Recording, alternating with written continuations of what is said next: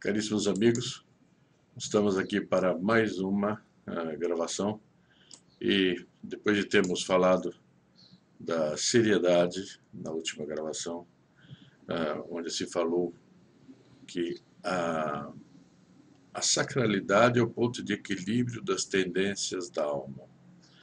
Então, todas as tendências encontram na sacralidade a plenitude. Equilibrado, portanto, mas a plenitude. Em sentido contrário a uma ordem nervosa, orgânica, temperamental, tal, irremediável, em quem não é sacral. Isso a gente só sair na rua, só ver o mundo hoje como está, que nós vemos isso. Bom, mas então a seriedade ela pressupõe uma seriedade no pensar, que precisa ter objetividade, quer dizer, eu devo ver a coisa exatamente como ela é, objetiva, com toda, sem véus, sem nada. Depois, ela pressupõe gravidade, que eu devo ter um fundo de compenetração de que tudo é grave, tudo é profundo, né? Tudo tem consequências graves para a vida do homem e para a eternidade do homem. E também tem a arquitetonicidade, ou seja, que as coisas superiores são as chaves das inferiores. A pessoa que tem a alma sacral, ela tem a alma hierarquizada.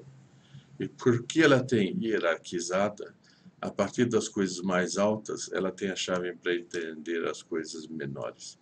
Isso é muito bonito. Bom, depois tem a seriedade no agir. Nós vimos a seriedade no pensar e a seriedade no agir, que é a não ter interrupções inúteis numa ação. A interrupção inútil é um fracasso da seriedade. Então, o Dr. Pimentel explicou com Nosso Senhor e tudo. Bom, hoje nós vamos ver um outro ponto, que é o recolhimento. Vejam que aqui tem uma pista de santificação extraordinária nesses ensinamentos todos.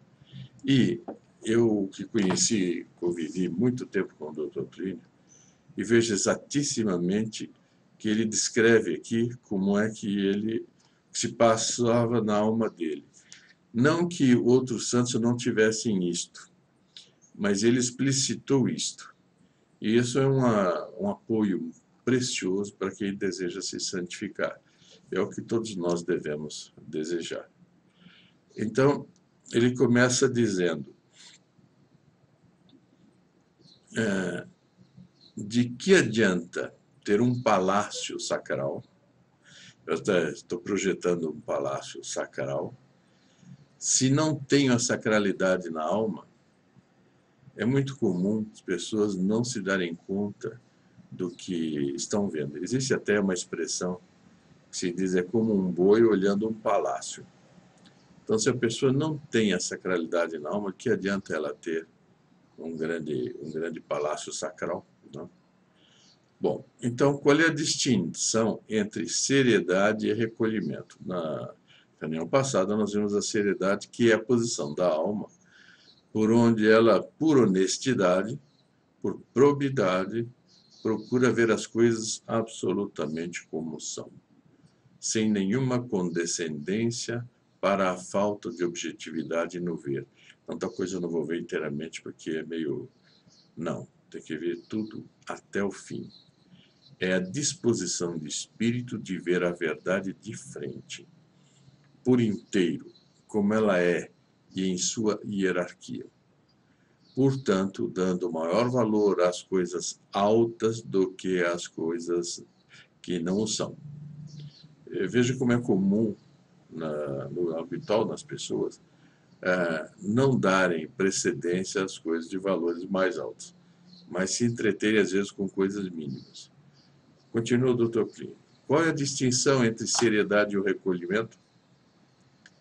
O recolhimento é um elemento integrante da seriedade.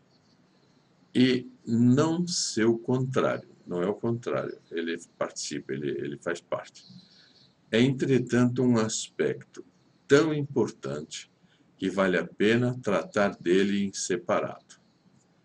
Recolhimento, vejam bem, é a qualidade da alma pela qual a atenção da pessoa se fixa nas coisas na devida proporção que mereçam. É um seletivo que nos faz aplicar mais atenção a uma coisa do que a outra, conforme a coisa justifique. Por exemplo, é próprio do indivíduo recolhido prestar mais atenção nas coisas sublimes do que nas banais, naquilo que é sua tarefa também, do que na dos outros, no grave do que no agradável. Então, é preciso notar que o agradável, por si mesmo, não precisa de providências. Então, por que a pessoa prefere pensar no agradável? Porque ela fica inteiramente passiva, se deleitando com o agradável. Agora, o grave é que necessita de providências. Portanto, o perigoso, o ruim, exigem mais atenção do que o agradável. Então, se tem uma coisa que é um problema, que é perigoso, que é ruim, que dói, isso precisa ter mais atenção do que o agradável. Debaixo de um certo ponto de vista, é próprio ao recolhimento prestar mais atenção no imediato do que no futurível. Por quê? Porque o imediato demanda providências ali, né? Agora, que é futurível, que quando chegar, ele é próprio ele prestar mais atenção neste, no imediato.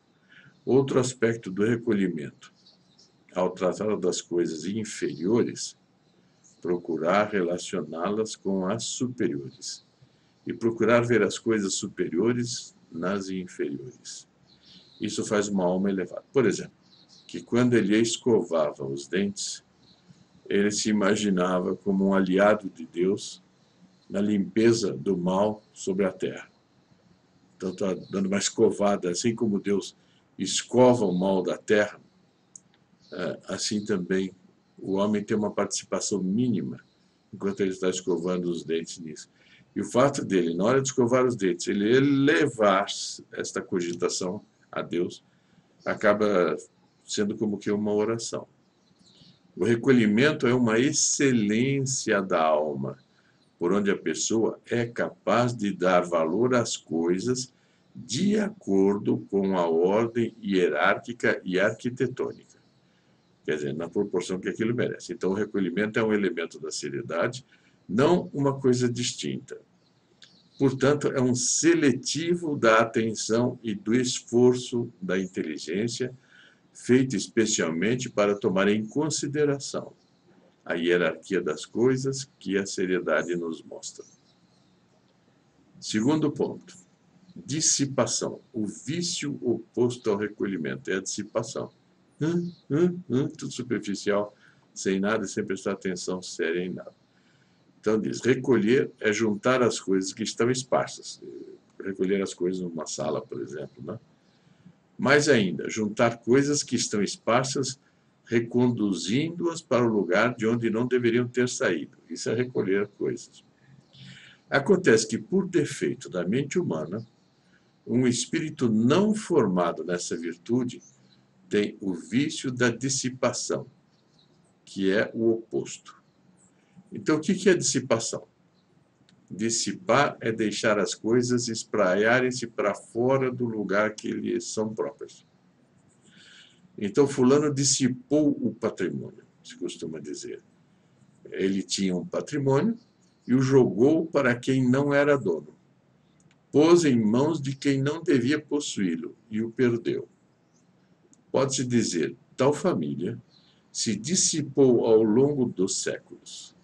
Quer dizer, ela se desfez, perdeu o nexo com sua unidade primeira. Pode-se dizer também que a atenção é dissipada quando, por um mero jogo de curiosidade, ela começa a prestar atenção em coisas que não têm propósito. Aí eu vou ter a mente dissipada, a atenção dissipada. Um exemplo, ele mostra um candelabro que tinha lá. Este candelabro é de prata. Então, a partir daí, eu penso em prata. A prata me lembra as Minas de Potosí. E estas me lembram as pessoas que conheci e que moravam naquela região. Essas pessoas gostavam, uma delas gostava de gravata azul. Em 2 minutos estou pensando em gravata azul. E saí completamente do tema. É o tipo de pensamento dissipado que, sem nenhum rumo, perambula estupidamente de coisa em coisa. Recolher é tomar a coisa que se dissipou e prendê-la.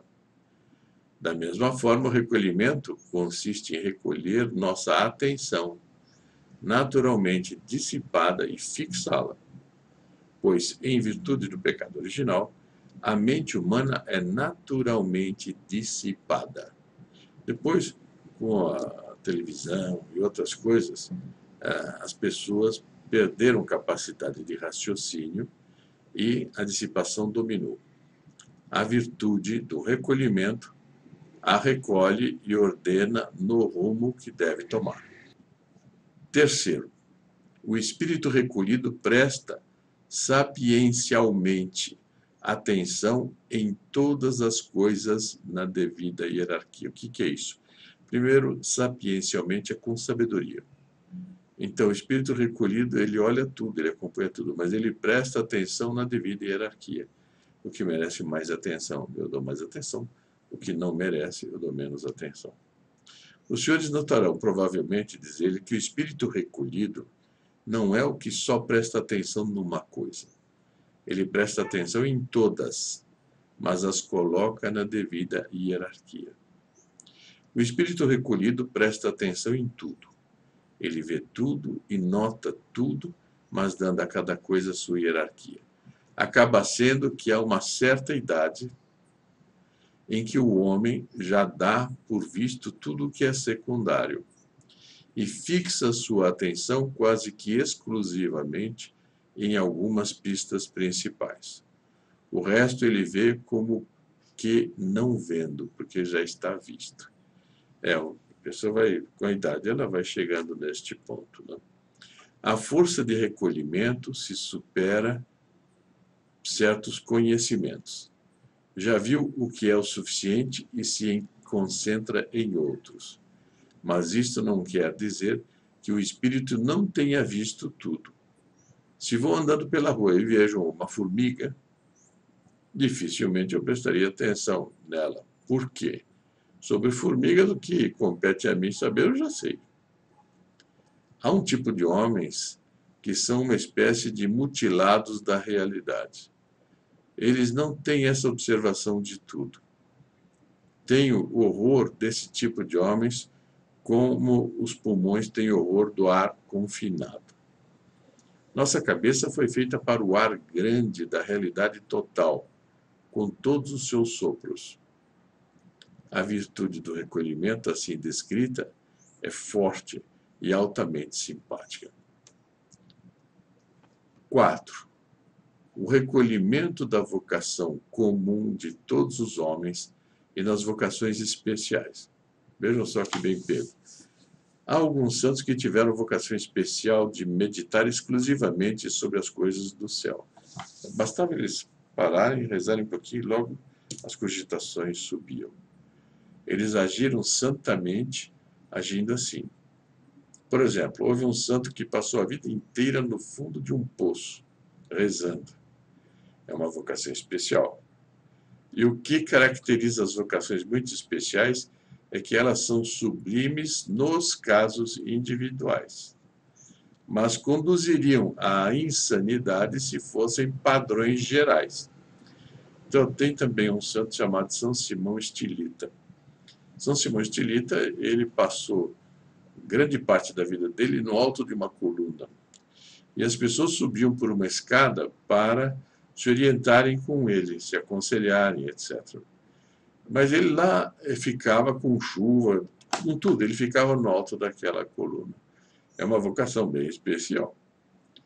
Se para promover o recolhimento, a igreja incentivasse uma civilização em que todos os homens entrassem em poços para meditar, ou subissem em colunas, isto causaria horror. Como também estender a todos a comunidade de bens própria às ordens religiosas. Por quê? porque são exemplos excepcionais, e a transformação da mais sublime das exceções em algo de comum resulta no monstruoso. Isso é muito bom registrar.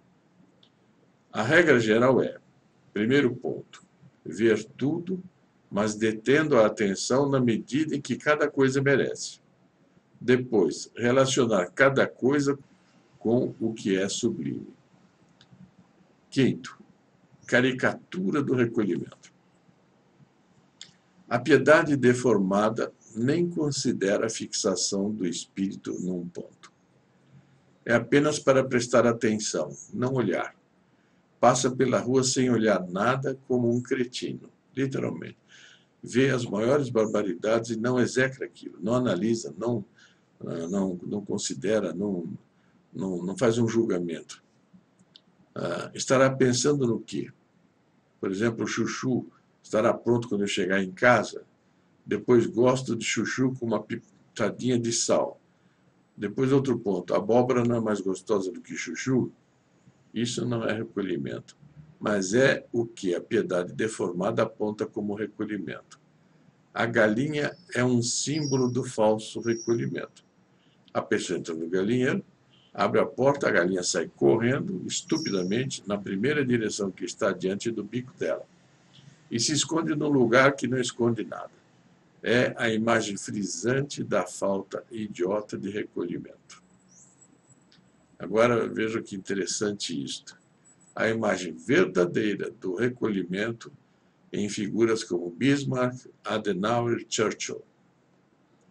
O fato concreto é que a piedade deformada tornou o recolhimento uma pseudo-virtude abjeta a tal ponto que, para procurarmos sua imagem verdadeira, temos que buscar nas fisionomias de não católicos. Porque começaram a pintar expressões, santos com expressão tão deformada, tão sentimental, tão diferente do que é a gravidade, a seriedade, tudo. Então ele vai comentar, por exemplo, o Bismarck. Ele foi péssimo, enquanto pessoa ele foi péssimo, mas ele era altamente recolhido. Ele tinha essa qualidade de alma que, se ele não tivesse, ele não conseguiria ser o homem da proporção que foi. O Adenauer é recolhido, com aquele olho dele, o olhão dele. Ele realizou esta perfeição. A força de recolhimento tem o olho mongoloide. A parte do centro até arredondou de tão recolhido. Então eram pessoas super analíticas, E o Churchill, para mim, é uma obra-prima de recolhimento, porque é um espírito muito mais universal do que o Bismarck, e muito mais universal que o Adenauer. Então, vejam como é que o Dr. Plínio ele está dando, como se constitui uma grande alma. E aqui, independente da pessoa ser boa ou ruim. Então, falando do Churchill, ele ainda diz, passando por uma rua, o Churchill era capaz de se divertir com o salto do sapato de uma velha, depois com um gato, depois achava interessante tal ou tal pormenor de um carregador das docas. A vida inteira ia passando pela cabeça do Churchill enquanto ele meditava, mas ordenando tudo direito. E com essa capacidade ele ganhou a guerra. Espírito arquitetônico em alto grau. É o nec plus ultra na matéria. Quer dizer, vai do pequeno para o grande, do grande para o pequeno, dando a cada um o valor que merece, mas não perdendo nenhum detalhe da realidade. 7. Só é capaz de recolhimento uma civilização cheia de remansos. Que interessante isso. O recolhimento supõe o gosto do repouso. Não é da vagabundagem, é do repouso do que é ativo, do que atua. Só é verdadeiramente capaz de recolhimento como fenômeno social, eu abstraio de casos individuais, uma civilização cheia de remansos. O que chamo de remanso? O que a língua portuguesa chama de remanso é uma espécie de enseada que um rio cria na qual suas águas continuam a correr, mas mais devagar. A vida medieval era borbulhante, séria, ativa, mas cheia de remansos. Coisa magnífica na Idade Média é o contraste entre, de um lado, os remansos e, de outro lado, a atividade, a luta e até a aventura. Quer dizer, o medieval tinha capacidade de se distanciar da atividade e se recolher, e aí pensar, hierarquizar o que ele tinha visto, etc. Nunca houve tanta atividade, tanta luta e tanta aventura, e tantos remansos quanto na Idade Média. As ruas das cidades borbulhavam de atividade, ficavam repletas. Nas casas, todos os andares térreos, com comércios, com anúncios, gente gritando para vender mercadorias, outras falando alto e até brigaria. Mas bordejando as ruas, de um lado e de outro, havia casas em que, logo na primeira sala, se estava psicologicamente a 1000 léguas do caminho. Não eram como as casas de hoje, que tem um janelão que dá para fora, a pessoa está no quarto de dormir e sente a rua. Eram casas de paredes grossas. A parede grossa tem um efeito psicológico tremendo, com janelas de peitoril larguíssimo. De um lado e de outro, um banquinho de pedra, com a própria pedra. Creio que os banquinhos faziam parte da própria construção. Eram próprios para se colocar uma almofada e ficar sentado, lendo um livrão com um jarrozinho de flor no peitoril da janela, umas tulipas iluminadas pela luz que entra e a rua a léguas.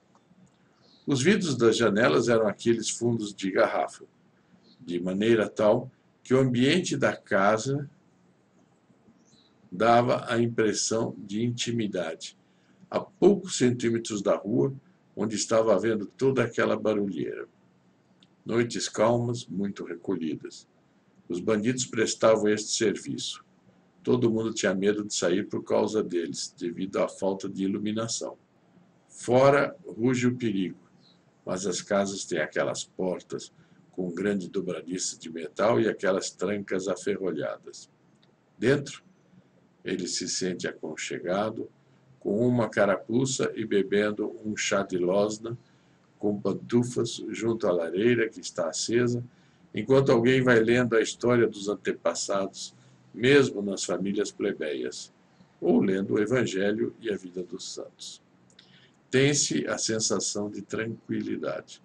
No início da noite, o vigia canta músicas religiosas para avisar que está lá, do lado de fora, né? Aprendi em menino uma canção em alemão que dizia: ouvi, Senhor, e permiti que vos cante. De nosso relógio deu 12 horas, meia-noite, 12 apóstolos no mundo. Ó homem, quanta vigilância isto representa para teu coração.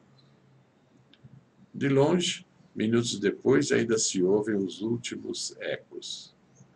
Tudo isso no isolamento da casa onde mora muita gente, e gente intimamente imbricada por aquela solidariedade familiar típica da Idade Média. Essa atmosfera de aconchego, de calor, de placidez, é propriamente o remanso dentro da vida familiar. Mas, vejam bem, é um remanso que é de vida estática, mas não é de morte. Outra forma característica de remanso é o aconchego da cidade cercada de muros, com portas que se fecham, guardas, sentinelas, enquanto do lado de fora há o inimigo, a possibilidade de assalto noturno e outros perigos. Há ainda o remanso do castelo, num grande campo, junto ao qual as cabanas dos agricultores se reúnem como filhas medrosas em torno da mãe, que é o castelo. Essa proximidade lhes permite irem correndo para dentro do castelo se houver ataque, de maneira que todos dormem ao seu lado. O castelo é o grande remanso. Depois havia a guerra, tão frequente na Idade Média, e as viagens enormes que empreendiam, cruzadas e aventuras de toda ordem é o contraste. Observando-se esse conjunto, o remanso fica delicioso.